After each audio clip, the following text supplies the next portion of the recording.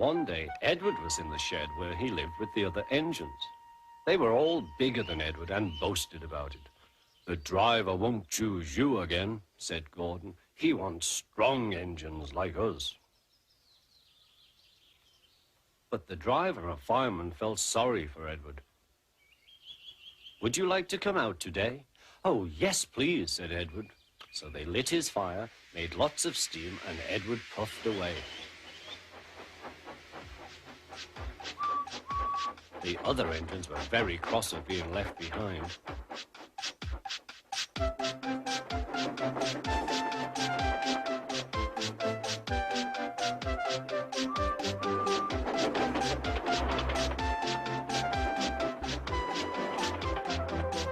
Edward worked hard all day. The coaches thought he was very kind, and the driver was very pleased.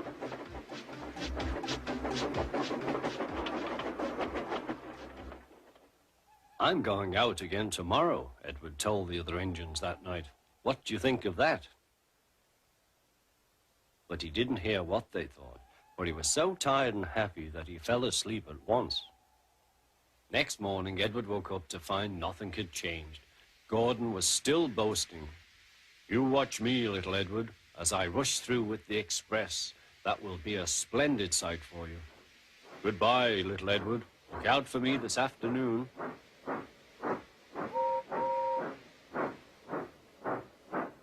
Edward went off to do some shunting. He liked shunting. It was fun playing with freight cars. He would come up quietly and give them a push. Then he would stop and the silly freight cars would go bump into each other. "Oh," they cried, "whatever is happening?"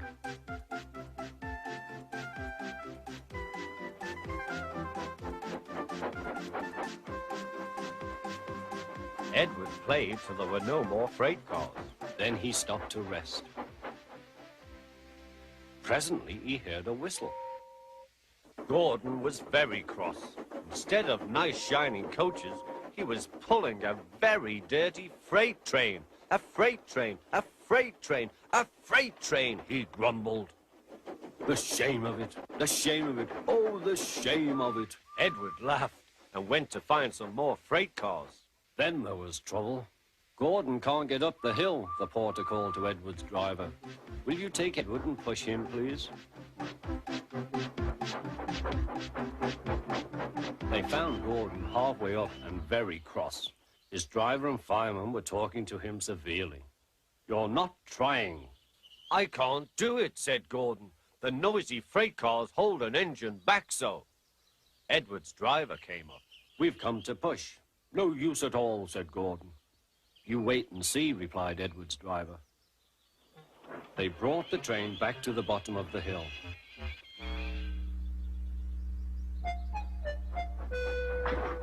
"I'm ready," said Edward. "No good," grumbled Gordon. They pulled and pushed as hard as they could.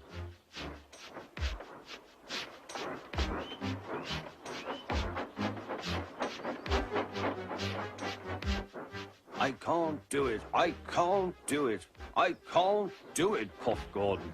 "I will do it, I will do it, I will do it," puffed Edward. Edward pushed and puffed and puffed and pushed as hard as ever he could. And almost before he realized it, Gordon found himself at the top of the hill. "I've done it, I've done it, I've done it," he said proudly. He forgot all about kind Edward and didn't say thank you.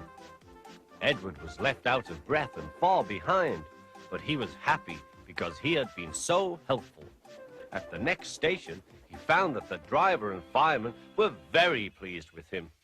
The fireman gave him a nice long drink, and the driver said, "I'll get out my paint tomorrow and give you a beautiful coat of blue with red stripes. Then you will be the smartest engine in the shed."